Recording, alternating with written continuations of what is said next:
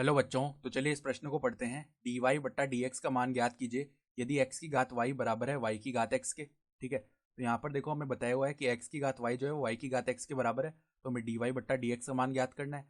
तो प्रश्न में आगे बढ़ने से पहले इस प्रश्न से संबंधित जो मुख्य अवधारणा है उसकी हम चर्चा कर लेते हैं। तो देखो मुख्य अवधारणा में देखो क्या आएगा, जब भी दो फलन इस प्रकार गुणा में लिखे हुए हों यू एक्स गुणा वी एक्स और इनका हमें अवकलन करना हो, तो वो हम कैसे करते हैं। पहले एक फलन को हम स्थिर रखते हैं, तो यू एक्स को स्थिर रख लिया और दूसरे फलन का हम अवकलन कर देते हैं। ठीक है, फिर हम क्या करते हैं, प्लस में जिस फलन का हमने अवकलन किया है पहले उसको हम स्थिर रखते हैं।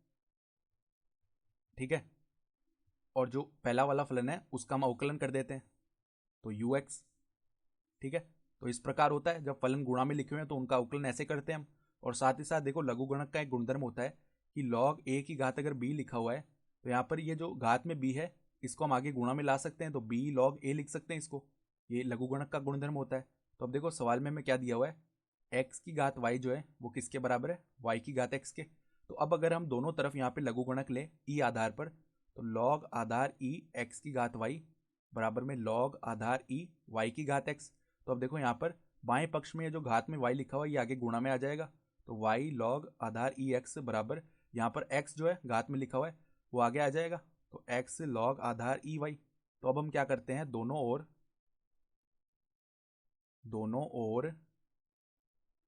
x के सापेक्ष अवकलन करने पर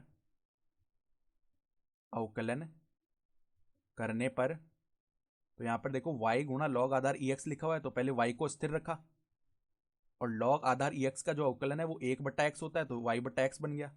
प्लस में देखो अब लॉग आधार ई एक्स को स्थिर रखेंगे और y का अवकलन करेंगे, तो y का अवकलन क्या आ जाएगा, dy बट्टा डी एक्स, और लॉग आधार ई एक्स को हमने स्थिर रख लिया। ठीक है, ये बन गया। इसी प्रकार देखो यहाँ पर क्या है, x गुणा लॉग आधार ई वाई, तो पहले x को तो रखा स्थिर और लॉग आधार ई वाई का अवकलन यहाँ पर 1/y बनेगा। ठीक है, फिर श्रृंखला नियम से जो अंदर यहाँ पे लॉग आधार ई वाई लिखा हुआ था तो y का अवकलन करेंगे वापस, तो dy बट्टा डी एक्स आ जाएगा। ठीक है, फिर प्लस में लॉग आधार ई वाई को हमने स्थिर रखा और जो x का अवकलन है x के सापेक्ष 1 हो जाएगा। तो अब हम क्या करते हैं, जो dy बट्टा डी एक्स के पद है उनको एक तरफ लेके आते हैं, तो dy बट्टा डी एक्स यहाँ पे क्या बन गया, लॉग आधार ई एक्स माइनस में x बट्टा वाई। ठीक है, बराबर में लॉग आधार ई वाई माइनस में y बट्टा एक्स, ये बन जाएंगे पद। ठीक है, तो यहाँ पर डी वाई बट्टा डी एक्स ब्रैकेट में अगर हम लेसे लेके थोड़ा सरल करें तो y लॉग आधार ई एक्स माइनस एक्स बट्टा वाई। ठीक है, बराबर में x लॉग आधार ई वाई माइनस वाई बट्टा में क्या आ जाएगा, x आ जाएगा।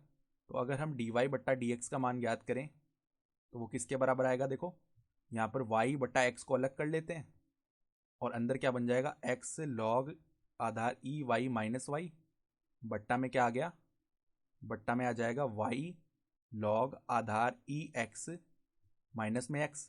ठीक है, तो ये आ गया डी वाई बट्टा डी एक्स का मान, तो यही हमारा उत्तर भी हो जाएगा। तो आशा करता हूँ कि आपको ये प्रश्न समझ में आया होगा। धन्यवाद।